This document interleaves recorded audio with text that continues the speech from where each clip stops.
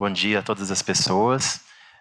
Gostaria inicialmente de agradecer o convite, mais uma vez, a oportunidade do departamento me dá de vir aqui poder participar e, além disso, também trazer algum tema que eu possa contribuir para o debate dessa coisa que a Isa colocou para a gente de forma tão bonita, que é pensar na popularização do exercício físico, né? Então, a minha palestra também vai passar um pouquinho por aí. Então, eu vim com a missão de falar da nova diretriz de treinamento resistido para o paciente cardiopata, né, o que muda na prescrição, e eu gostaria, sim, também de dizer que eu vou trazer um pouquinho da nossa experiência do laboratório, né, como a gente vai ter do laboratório / ambulatório, né, como a gente vai ter um tempo um pouquinho maior para poder discutir, então eu vou mesclar um pouquinho o que a diretriz traz e o que a gente tem feito para a gente poder refletir um pouco, tá? Então, muito obrigado pela oportunidade. Se eu consigo passar. Foi.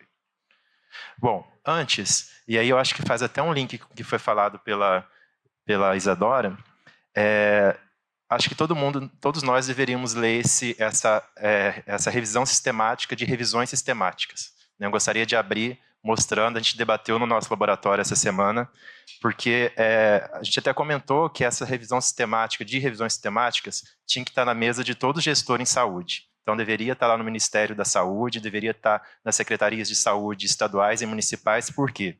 Porque ela traz uma reflexão e mostra dados bastante consistentes da importância e validade da prescrição do exercício físico na prevenção, principalmente de morte de todas as causas. Né? Então, assim, se nós todos aqui, se a gente não estiver fazendo exercício físico, a gente está errado. Né? Então, assim, e mostra de forma bastante interessante, não sei se vou conseguir passar também. Deixa eu ver se eu vou com o mouse aqui.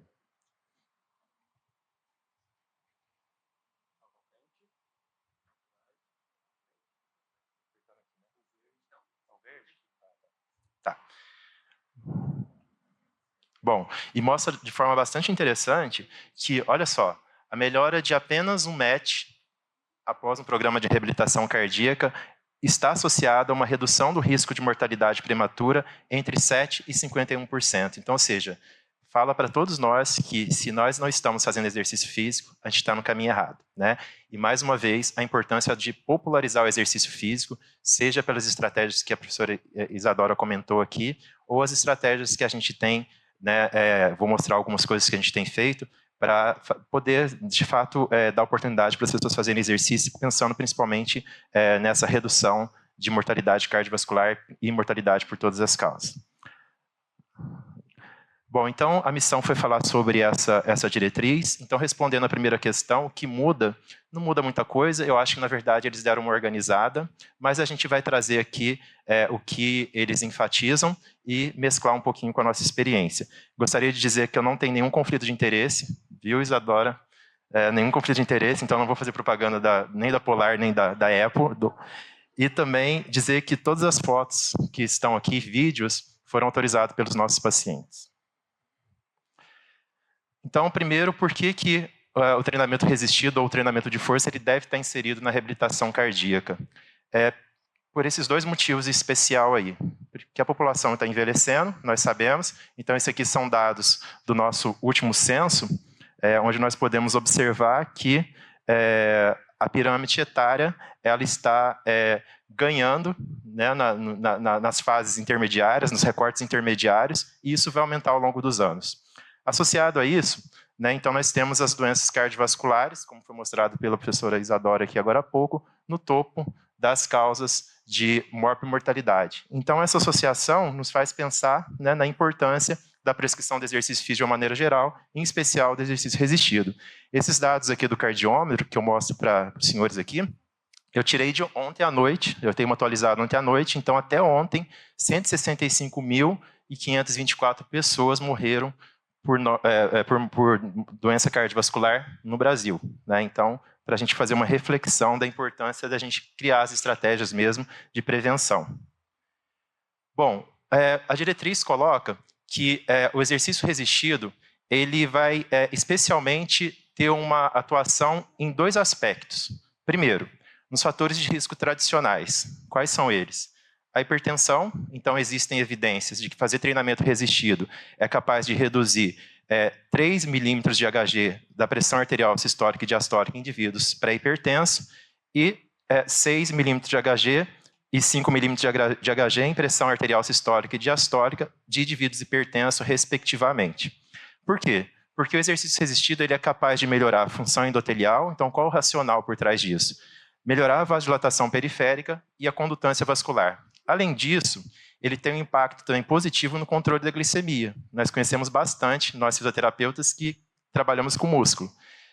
Então, evidências mostrando que existe uma redução aí entre 0,34% e 7,5% na hemoglobina glicada depois dos programas de treinamento, baseado em exercício físico. Isso por quê? O racional que tem por trás disso, porque o exercício resistido ele também vai favorecer a translocação do glúteo 4 para a periferia do músculo, e isso vai permitir uma maior captação de glicose.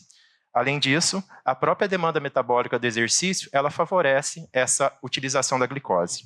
Outros dois aspectos que a diretriz enfatiza no que diz respeito aos fatores de risco tradicionais é com relação à dislipidemia. Então, evidências mostrando que há uma redução do LDL colesterol, e isso, obviamente, vai diminuir o alto risco, o risco cardiometabólico, né, em pacientes que são classificados como alto risco.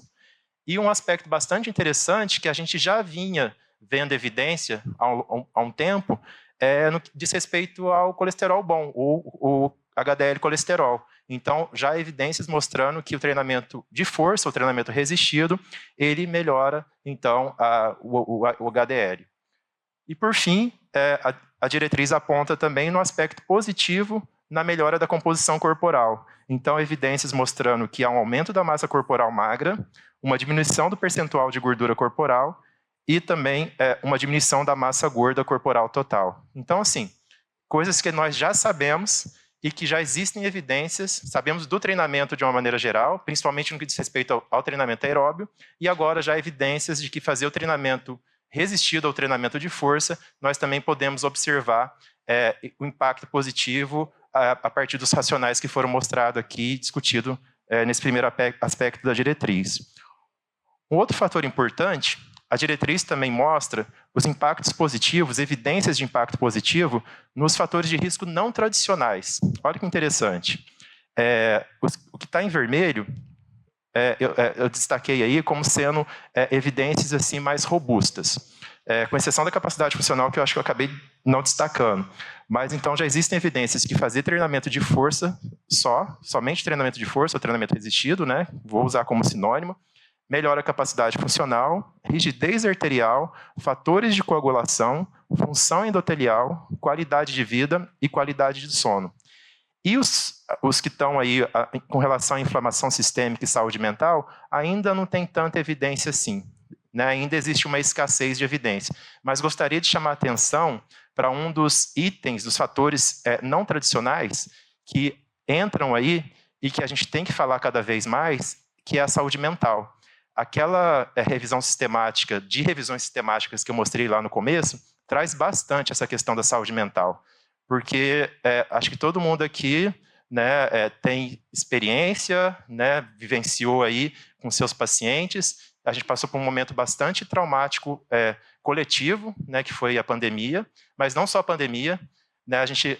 A professora Isadora colocou aqui o avanço tecnológico, mas eu acho também que o avanço tecnológico explica muita coisa no que diz respeito às nossas questões de saúde mental. Então, a gente tem que olhar cada vez mais para essa questão da saúde mental, ou seja, dos efeitos positivos do exercício físico na saúde mental. Então, legal que já vem aparecendo essa questão, nesse primeiro momento como fator de risco não tradicional, mas acho que daqui a pouco a gente vai ter que classificá-lo como um fator de risco tradicional, porque é o que a gente tem visto hoje com bastante frequência na nossa prática clínica. Tenho certeza que vocês também têm visto isso.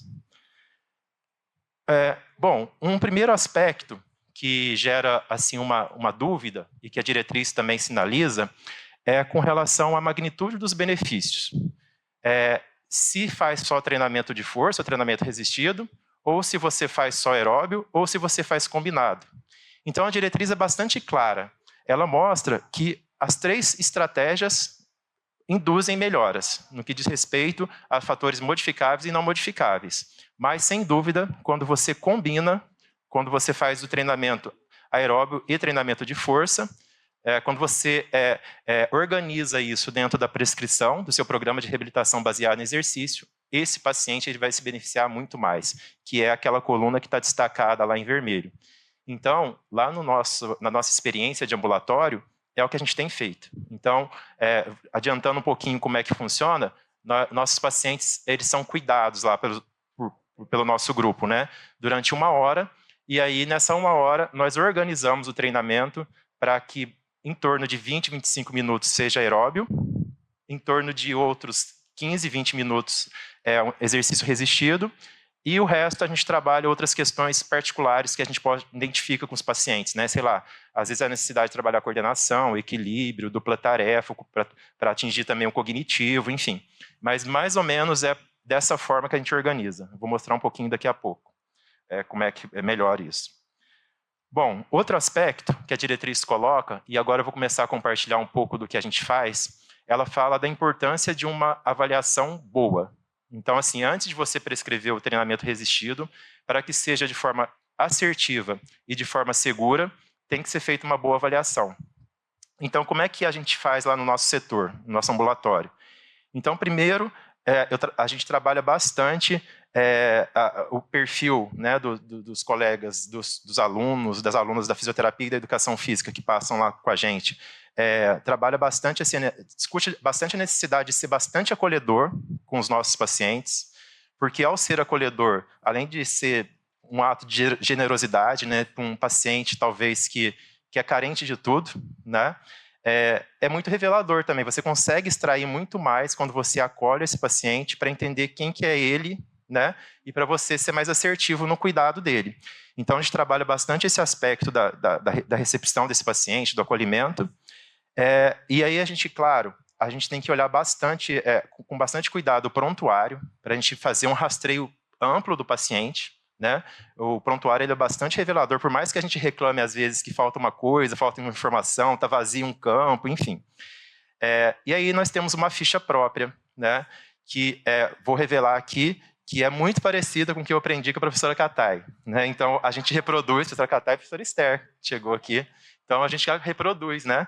A gente continua sendo filho, mesmo depois de, sei lá, que eu saí lá de São Carlos já tem quase 14 anos. Então a gente continua fazendo as mesmas coisas. Então a gente tem uma ficha, né? Aí a carinha da nossa ficha, que além dos dados pessoais, né? Enfim, a gente tenta rastrear ali fator de risco, né, as limitações funcionais, enfim, dados clínicos, né, de medicação, e rastrear algumas coisas também não muito relacionadas com a doença cardiovascular, mas, por exemplo, a gente tenta observar se tem alguma limitação musculoesquelética, enfim, uma avaliação mais ampla, porque isso pode subsidiar a minha proposta de treinamento, né? Então, um paciente que tem, talvez, uma prótese de quadril e que sente dor, né, ou que tem uma osteoartrose de joelho, eu vou pensar como é que eu vou fazer exercício com ele. Talvez ele não se sinta confortável na bicicleta, ou até sinta confortável na bicicleta, talvez a caminhada não vai ser legal, enfim. Então a gente tenta fazer esse rastreio. Bom, um outro aspecto, esse aqui, essa figura, ela é da diretriz brasileira, né, da última diretriz brasileira de fisioterapia, de reabilitação cardíaca, e que eu acho bastante ilustrativa, que quando a gente está pensando na prescrição, a gente fala muito da prescrição do exercício aeróbio, né? Mas o exercício de força a gente tem que ter a mesma visão. Então, olhar para o meu paciente e tentar entender isso aqui, ó. Então, quanto melhor a capacidade funcional dele, mais eu posso, de repente, trabalhar. Quanto menor, eu tenho que trabalhar talvez com mais reserva. Outro aspecto, a sintomatologia. Então, que sintomas que ele está apresentando? Então, baseado no sintoma, eu também vou prescrever de uma forma ou de outra. Vou puxar menos, vou puxar mais, mas isso não quer dizer que é bom ou que é ruim. No final das contas, é importante dizer que toda prescrição de exercício, aeróbio ou de força, é individualizado. Então, por isso a importância de fazer uma boa avaliação do seu paciente, entender quem ele é, para você tem o seu repertório para você prescrever de forma bastante assertiva para ele. E, além disso, essa estratificação de risco, ela ajuda a gente a definir como é que vai ser a supervisão. Então, no ambulatório, né, e eu acredito que tem colegas aqui também que têm nas suas experiências isso acontece também, então tem pacientes que a gente supervisiona mais de perto e outros que a gente solta um pouquinho mais a corda, né?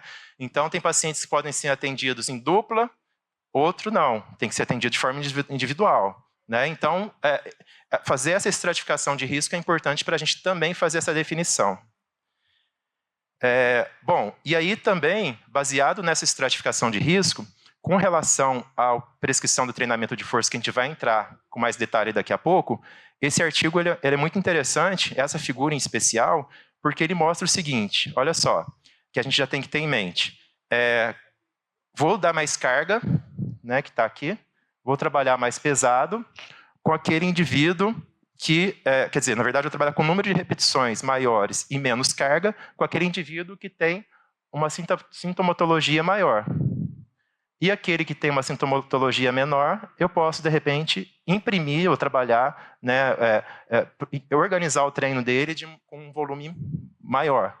Né? E, no que diz respeito o que eu quero ganhar com ele, né, em termos de força ou em termos também de resistência muscular, então eu também tenho que pensar nesses dois parâmetros aqui. Então, se eu quero ganhar mais força, então eu tenho que pensar no quê?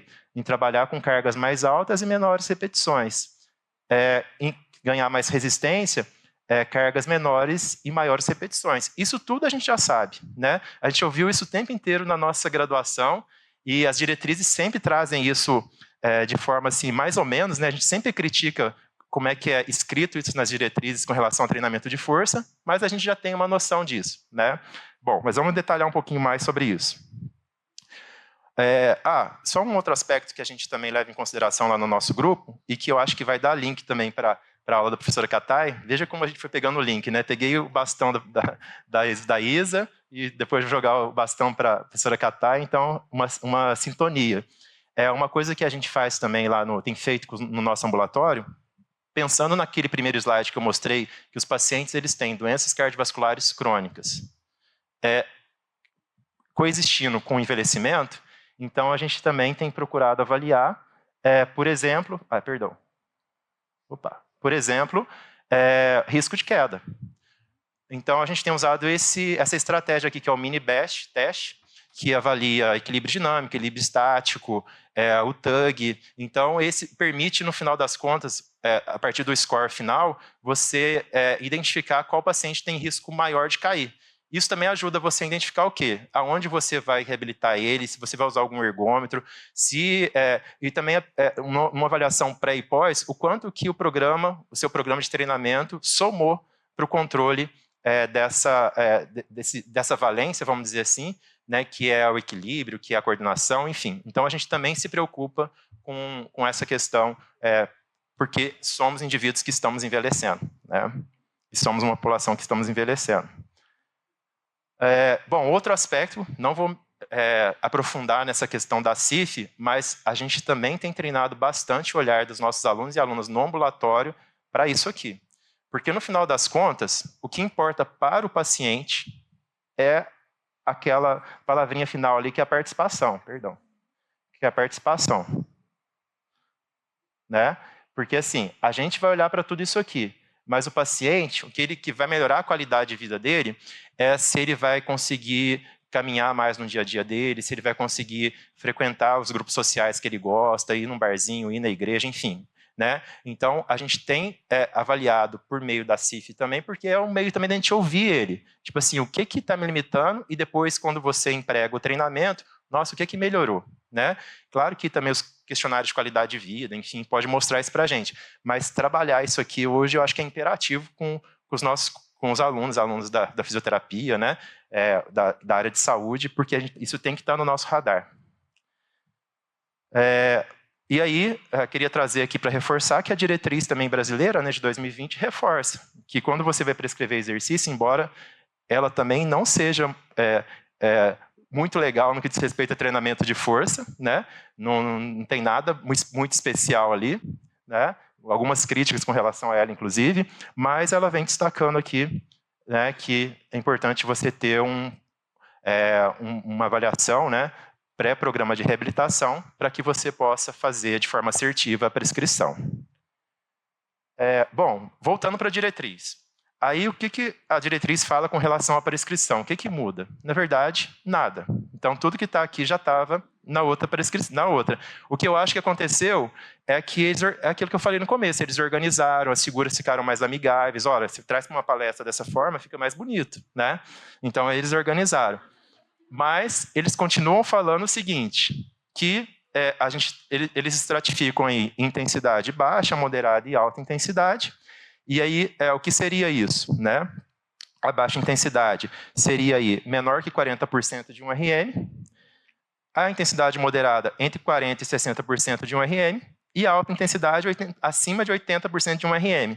E aí veja que com relação ao número de repetições, aquilo que a gente comentou naquela figura 3, 4 slides atrás. Então, quando você quer trabalhar a baixa intensidade e maior número de repetição, você combina maior número de repetição e, obviamente, que isso vai ter impacto na melhora da endurance, da resistência.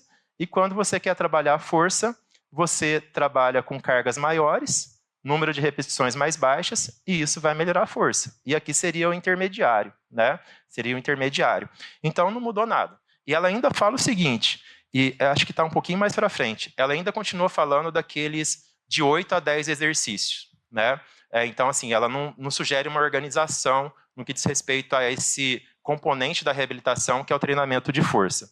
Agora, uma coisa interessante, isso aqui eu achei que mudou, que é com que se refere às contraindicações, principalmente as relativas. Deem uma olhada. Óbvio, é a contração absoluta de exercício num paciente que tem uma doença coronariana instável. Óbvio, a gente não vai fazer exercício, né? Que tem uma insuficiência cardíaca descompensada, né? Que tem, por exemplo, arritmias ventriculares ou atriais não controladas, óbvio, né? Então isso aí não mudou. Mas com relação às relativas, eu acho que teve uma mudança aí. Porque assim, gente, o exercício resistido, né? Tanto é que a gente já vê algumas revisões sistemáticas, né? Porque ele avançou muito, né, o conhecimento no que diz respeito à sua prescrição nos últimos 10 anos. Né? Quando eu estava lá com a professora Catá e a professora Esther, a gente já fazia alguma coisa, mas não tinha muita evidência. Ficava meio nessa informação das diretrizes, né, de 8 a 10, essa divisão de intensidade. Então, as coisas não estavam muito claras ainda. E a gente tinha medo de fazer isso resistido. Né? Então, colocava tudo ali na contraindicação. Então, tudo que... Né? E hoje a gente já sabe, e eu estou cada vez mais convencido disso, né? De que assim, é muito mais seguro do que treinamento aeróbio, sem dúvida.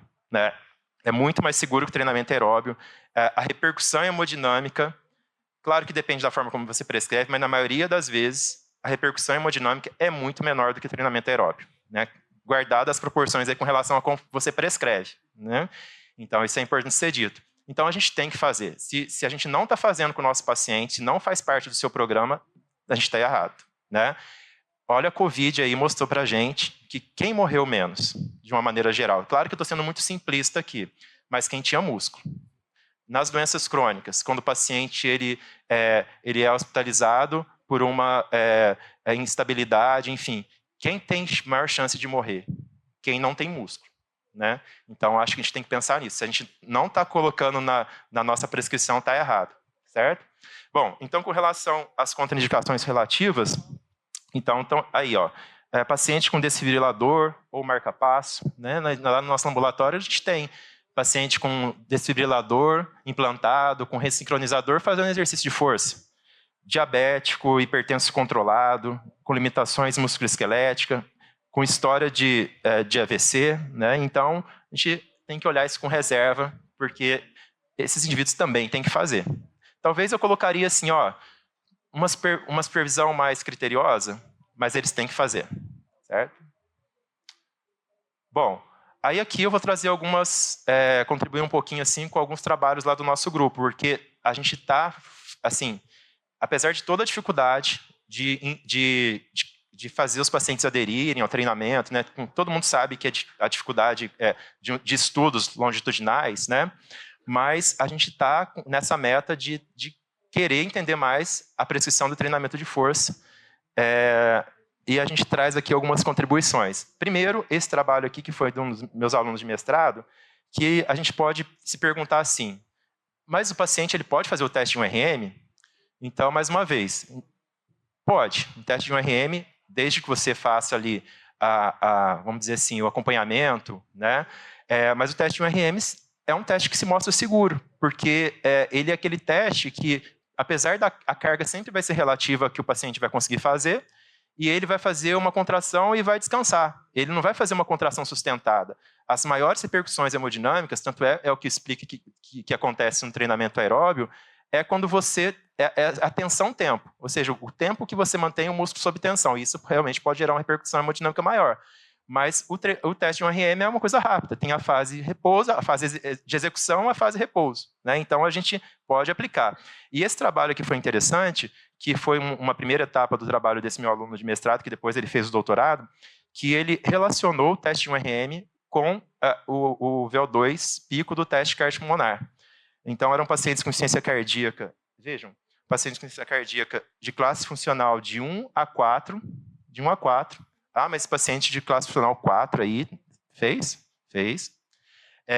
E aí, vejam, então aqui o VO2 do teste cardiopulmonar se correlacionou então de forma positiva, né, e uma correlação aqui forte, né, com o teste de um RM. Então, mostrando que o teste de um RM, além de... a gente não avaliou a segurança aqui, mas a gente já sabe que é seguro, mas o teste de um RM ele reflete essa boa, vamos dizer assim, capacidade muscular periférica, né? Então, do que a Isa trouxe aqui para a gente anteriormente, que o músculo ali, quando ela falava de utilização de oxigênio, enfim, então o teste de RM reflete isso também. Bom, um pouquinho como é que a gente organiza o nosso treinamento de força lá no nosso laboratório. Então, além da gente trabalhar com aquelas valências relacionadas à carga, repetição, tempo de descanso, número de séries, a gente organiza em forma de periodização. E aqui eu quero agradecer, não sei se tem gente aqui já do grupo da Educação Física, lá do nosso grupo, que isso é outra coisa, né? Como é tão bonito quando trabalhar de forma multiprofissional e quando dá certo. Desde quando os meninos da Educação Física entraram lá no nosso grupo, foi desde o começo, eu aprendi um monte sobre principalmente essa questão da periodização, né? Porque assim a gente sabe do aspecto da fisiologia do exercício, do treinamento de força, a gente estuda isso na graduação, mas a gente não aprofunda na graduação, tomara que agora isso tenha melhorado, não aprofunda na graduação, treinamento de força, treinamento resistido, a gente fala por cima, até porque as diretrizes, talvez porque as diretrizes eram en passant, né? Mas agora a gente está aprofundando, né? Tem tentado fazer isso com os alunos da fisioterapia. Então, os meninos ajudaram bastante a gente a organizar, então a gente trabalha mais ou menos dessa forma aí, ó, hoje. Então, o nosso componente, treinamento de força, a gente periodiza, né, em microciclos e de forma linear. O que é isso, né? Então, lá no treinamento de força, e todos eles estão fazendo dessa maneira, tá? O Rafa está aí, que foi meu aluno de doutorado, ele trabalhou com pacientes com indivíduos, né, com fator de risco, e o Wallace com pacientes com insuficiência cardíaca, o Diogo com insuficiência cardíaca de origem de etiologia chagásica. Então, nós tínhamos um momento em que nós tínhamos um momento aqui que fazia o treinamento aeróbio, era 3 vezes na semana o nosso treinamento, né, enfim. E aí, aqui, depois do treinamento aeróbio, aí eles iam para o treinamento de força. E aí, como é que nós periodizávamos isso aqui? Ó? Na primeira semana, deixa eu olhar aqui que eu não estou enxergando lá, na primeira semana, eles faziam em carga baixo, 50% a 70% de um RM, e mais repetições. Na segunda, a gente aumentava um pouquinho a carga e diminuía o número de repetição. Na terceira semana, eles faziam em 80% a 90% de um RM e 3 a 6 repetições. Então, é a forma como a gente organiza. E agora, só assim, a gente pode discutir daqui a pouco, isso acontece também porque a gente conseguiu montar um parque de equipamento, vamos colocar assim, parecido com uma academia. Então, a gente tem as máquinas. Então, a gente tem o supino, a gente tem o agachamento, a gente tem a puxada. Então, assim, 2 ou 3 aparelhos ali que a gente consegue fazer algumas coisas, como eu vou mostrar, acho que na próxima figura. Olha só. Então, vejam. Pacientes com insuficiência cardíaca. Tá, eu concordo. São pacientes com insuficiência cardíaca com classe funcional 1, né? Aqui. Mas fazendo. Olha lá que bonito. Então, fazendo o agachamento ali, claro, com todo o cuidado, ó, a gente põe a cadeira atrás, né, a gente trabalha a respiração antes, então mostra o movimento, né, então, fazendo aqui o exercício. Ó, e agachamento, né? que a diretriz coloca isso, que a gente tem que trabalhar com grupos musculares maiores, né? Então, por isso que a gente preferiu, quando a gente pôde comprar, o agachamento, a puxada, o supino, né? Porque a gente pode trabalhar com grandes grupos musculares. Então, fazendo bonitinho, ó, olhando para o espelho, né? Para ele poder se autocorrigir. Então, a gente trabalha dessa maneira. Só para vocês terem uma ideia, mais um pouquinho. Então, aqui um mais geral, ó. Um ali fazendo uma remadinha, aí o outro, peraí que eu não sei se vai passar tudo. Aí aqui a visão meio geral, ó, enquanto um está fazendo chegou já para o aeróbio, o outro está ali no agachamento, acho que não está passando todo o videozinho. Mas é isso, só para vocês terem uma ideia como é que a gente funciona. Mas a gente organiza dessa maneira, tá? E aí vem ao encontro do que a diretriz traz. Ela fala, né? Ela traz essa figura aqui que é bem elegante até, que a gente tem que trabalhar grandes grupos musculares, né? Grandes grupos musculares, que é o que faz sentido. Pensando no tempo que a gente tem e pensando na funcionalidade mesmo, que é... Lembra lá da CIF, que a gente está pensando na participação do paciente? Então, só faz sentido fazer treinamento aeróbio de grupos musculares que vai ter uma funcionalidade importante, né? Então, por isso a gente tem que pensar. Aqui um outro trabalho, então, do nosso grupo, esse aqui do Wallace, né? Esse aqui foi o trabalho de doutorado dele. Então, olha que interessante, qual que foi a ideia aqui desse trabalho? Ele sempre chegou lá, né? O Wallace, ele é formado em educação física, e ele chegou lá sempre com essa questão, professor, eu acredito que se fizer só treinamento de força, vai melhorar a capacidade funcional, vai melhorar o VO2. E aí, assim, no começo, eu confesso que eu fui até resistente pelo seguinte, porque eu acredito no combinado. Eu falei assim, não, mas... Aí, o que a gente fez? A gente entrou num acordo. Então, uma parte do grupo entrava, fazia 8 semanas de treinamento de força, e o outro grupo fazia treinamento aeróbio, e depois a gente invertia. Porque eu falei assim, não, porque como eu tinha essa questão do aeróbio, né, não tem como, né? Como eu tenho essa questão do aeróbio, aí eu falei, como que esses pacientes vão ficar sem fazer aeróbio? Não, então vamos cruzar. Aí cruzou, mas olha que interessante. De fato, tudo bem que a gente pode questionar aqui aquilo que eu falei, é difícil, os nossos pacientes, eles são do SUS, é um hospital-escola, né, o N aqui não é tão expressivo, mas a gente conseguiu mostrar coisas interessantes aqui, eu acho, para contribuir para o debate, pelo menos. Olha só, então esses pacientes, de fato, o grupo que começou treinando resistido, melhorou mais o VO2 do que o grupo que começou treinando aeróbio. No final dos contos, os dois melhoraram, tá? No final lá das 16 semanas, que é legal. Mas de fato ele tinha razão. Para esse perfil de paciente, eles melhoraram mesmo, o grupo que fez força. E aí, o que está por trás disso? Aquilo que a Isa falou para a gente, quando ela falou da NIRS lá. Então, assim, se você, ainda mais paciente com insuficiência cardíaca, né, que não tem, você não vai melhorar a função cardíaca dele de forma significativa, assim, né? A gente vê até alguns trabalhos falando que treinamento melhora a função cardíaca, enfim, mas o que vai fazer diferença para os pacientes com insuficiência cardíaca é o quê? Músculo. Então, ele ter músculo e utilizar melhor esse oxigênio que está chegando lá, mesmo que seja pouco, é o que vai fazer diferença para melhorar a participação, capacidade funcional. Então, ele tinha razão, é isso, né? Mas aí, no final das contas, esse trabalho continua me mostrando o seguinte, combinado, né? Tem que fazer os dois, né? Então, tem que fazer os dois. Mas não pode deixar de fazer o resistido, né? Não pode deixar de fazer o resistido. Aqui é um trabalho também que vai ser apresentado lá embaixo, né, no pôster, que é o do Diogo, né, que foi o meu outro aluno de doutorado, que aqui ele fez com pacientes com Chagas, insuficiência cardíaca por Chagas. Então, só para mostrar aqui a organização também, muito parecida, ó, a organização do treinamento. Então, veja, aqui o treinamento aeróbio, 3 vezes na semana, né, tudo era 3 vezes na semana, e a gente periodizava também de forma linear, aqui, como eu mostrei anteriormente, né, e aqui a gente fazia... E só um detalhe, a diferença do que eu mostrei do outro, é que aqui só o agachamento e a puxada nós fazíamos prescrevendo a partir do teste de um RM, e o desenvolvimento, a remada e abdominal, nós prescrevíamos pelo Borg. Tá? Isso é tudo escritinho aqui no trabalho, mas de forma interessante, o que nós vimos? Que esses pacientes, então, eles melhoraram, não estou enxergando muito bem, mas eles melhoraram aqui, perdão. Eles melhoraram aqui o tempo no teste cardiopulmonar pré e pós, treinamento, e lembrando, treinamento aqui nós fizemos 3 avaliações.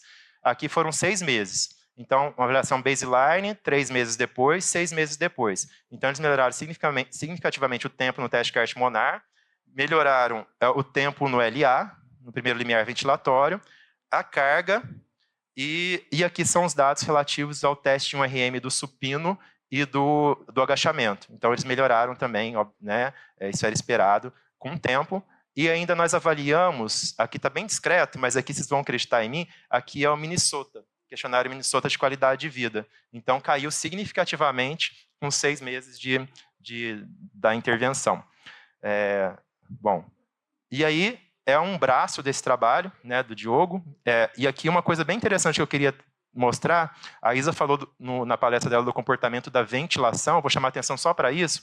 Aqui é uma das pacientes que a gente escreveu um estudo de caso, porque a gente achou muito interessante, que essa paciente ela chegou para a gente com ciência cardíaca de etiologia chagásica, ela chegou para a gente, olha que interessante essa figura aqui só. Ela chegou com um comportamento da ventilação, né, refletindo aqui o quê? Uma ventilação periódica, ou uma ventilação oscilatória, enfim, que tem relação com a gravidade da insuficiência cardíaca. Né? Então, olha o que aconteceu ao longo dos meses, com 3, 6 meses de tratamento. Claro, além dela ter melhorado a capacidade funcional, sumiu esse comportamento. Né? Não sei se eu estou sendo muito querendo forçar a barra, mas pelo menos atenuou muito esse comportamento da ventilação oscilatória. Então, a gente achou, vamos trazer isso para o debate também, e a gente escreveu esse estudo de caso aqui para mostrar esse impacto positivo que teve esse treinamento combinado no comportamento da ventilação. Queria mostrar, eu não trouxe com muitos detalhes aqui, que isso aqui eu acabei acrescentando ontem à noite, mas foi apresentado aqui na SOCESP do ano passado, pelo Rafael Floriano, e a gente está na fase final do artigo, né, Rafa? Mas queria mostrar que, assim, você está mostrando aí lá no seu ambulatório, que tem máquinas, tem supino, tem agachamento, mas posso prescrever de outra maneira? Sim, a gente também trabalha lá com halteres, caneleiras, elásticos, né? Não tem conflito de interesse, mas a gente tem lá aqueles elásticos, não sei se vocês conhecem, gosto muito de trabalhar com os elásticos, né? Não tem conflito.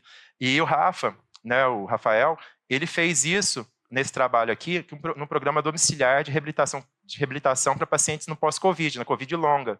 E aí ele conseguiu fazer esses exercícios, né, com halteres, caneleiras, elásticos, e ele propôs um teste de 1RM com vários desses exercícios, e aí o que ele encontrou foi isso aqui. Ó. Depois, quem quiser conversar com ele para perguntar os detalhes, mas o que ele encontrou foi que, ao longo do tempo, foram 42 dias, é isso, né, Rafa, eu acho? 42 dias, e aí veja que todos esses grupos musculares aqui, eles melhoraram a força, né, nesses pacientes pós-Covid. Né? Ele também fazia treinamento aeróbio, tá? Não era só força, não. E para ir já caminhando para o final, eu vou só mostrar só uns últimos detalhes aqui da organização do funcionamento do nosso ambulatório. Então, mais uma vez, é baseado, né, na diretriz brasileira, e aí até sugiro a leitura desse apontamento que nós fizemos aqui, criticando um pouquinho essa diretriz brasileira de reabilitação cardíaca. Então, é uma boa leitura para a gente debater sobre a questão da multidisciplinaridade, mas enfim. Mas aí queria compartilhar um pouquinho sobre como é que a gente organiza o laboratório também para ser seguro para os nossos pacientes. Então, primeiro aquilo que eu falei, né? Então, a gente faz uma avaliação criteriosa, estratificação de risco, e aí a gente passa por aqui, para deixar o nosso atendimento seguro. Monitorização, treinamento técnico, educação continuada e time de resposta rápida. O que é isso? Olha só. No que diz respeito à monitorização, isso aqui trago lá de São Carlos, hein? Copiei mesmo, né? Só que está um pouquinho diferente só, tá, Catá e Esther? Mas olha só, monitorização. Então, a depender do paciente, mas funciona para todos isso aqui, talvez com um tempo menor, com intervalos de tempo menor ou maior. Então, a gente monitora pressão arterial, frequência cardíaca, saturação, dependendo do paciente, e o Borg. Né? Então, a gente tem isso aqui durante a sessão de atendimento. E aprendi com elas também lá em São Carlos que o legal é fazer dessa forma aqui, um embaixo do outro. Por quê? A gente está numa clínica escola, ou seja, no hospital escola. E aí, não só para o aluno que está lá treinando, mas também para a gente. Se a gente perceber que um dia ele teve um comportamento diferente dos dias anteriores, da pressão, da frequência, ou chegou com um comportamento diferente, opa, eu ligo um alerta. O que será que aconteceu com ele? E aí isso confere mais segurança à sua prescrição de exercício. Então, por isso que a gente faz dessa maneira, né, de fazer um embaixo do outro cada dia, para a gente ter uma monitorização ali de follow-up boa, né? Outro aspecto, lá no nosso ambulatório, nós conseguimos monitorizar. Caso, por exemplo, um aluno ou uma aluna fala, professor, o pulso está meio estranho hoje, vamos monitorizar, né? Então, isso aqui aconteceu. Um paciente que estava lá começou a fazer um exercício aeróbio, e aí a gente treina também, né? Até eu acho que eu coloquei no slide aqui, ó, anterior, a gente treina com os alunos, né, para eles também aprenderem isso, a monitorizar a ausculta pulmonar, né, o comportamento da frequência cardíaca, os pulsos periféricos. Aí essa aluna chegou para mim, professor, o pulso está diferente. O que será que está acontecendo? Aí a gente monitorizou, aí estava com esse comportamento aqui, ó, fazendo bigeminismo, não é isso? Então, um batimento normal e uma arritmia ventricular. Um batimento normal, uma arritmia ventricular. Então, a gente interrompeu o exercício, e aí lá a gente tem um fluxo rápido, né, um caso com o cardiologista dele, a gente conversou, mandei por WhatsApp, tecnologia, né? Mandei no WhatsApp o eletro, e aí a gente já discutiu, enfim, aí teve um desfecho positivo, rapidinho ele já voltou para a reabilitação, tá? Então isso acontece. E outra coisa, que é uma rotina do nosso ambulatório, que eu queria compartilhar com vocês também. Então é o seguinte, a gente até escreveu nesse manual aqui, né? Nesse Como Cuidar do Coração, isso até está na SBC, os exercícios respiratórios, foi na época da pandemia, mas a gente coloca isso também nesse manual, nesse e-book, que é o seguinte, o paciente chegou lá fazendo pico hipertensivo, também aprendi lá com a professora Esther e a professora Katai. O que a gente tem que fazer? Qual que é o protocolo? Né? O protocolo ele vai fazer respiração profunda, ou seja, na verdade a gente chama de manobra de acentuação da arritmia sinusal respiratória, né, Michele? A gente faz isso. E aí, por quê? Porque quando você faz a manobra, existe uma coerência, vamos dizer assim, um acoplamento, né, da comportamento da ventilação com a frequência cardíaca. Isso isso melhora, né, a modulação vagal e espera-se, né, que tenha um efeito terapêutico sobre o controle da pressão arterial. E aí o paciente melhorou a pressão arterial, aí ele vai fazer o exercício. Né? Mas, obviamente, a gente vai perguntar o que aconteceu, esqueceu de tomar a medicação, passou algum estresse, enfim. Então, a gente olha também isso, né? É um protocolo. E para já ir finalizando, a educação continuada, vou passar bem rapidinho, ela funciona da seguinte maneira, para conferir segurança e conferir assertividade na prescrição de exercício. Então, a gente tem muitas aulinhas com toda a equipe lá do laboratório, então trazendo desde conceitos de o que é fisiologia do exercício, fisiologia clínica do exercício, como é que se comporta o sistema respiratório, muscular periférico, né, enfim, no exercício para um corpo saudável e para um indivíduo, né, com alguma doença crônica. Né, como é que é o comportamento esperado de pressão arterial, do VO2, enfim, o que influencia.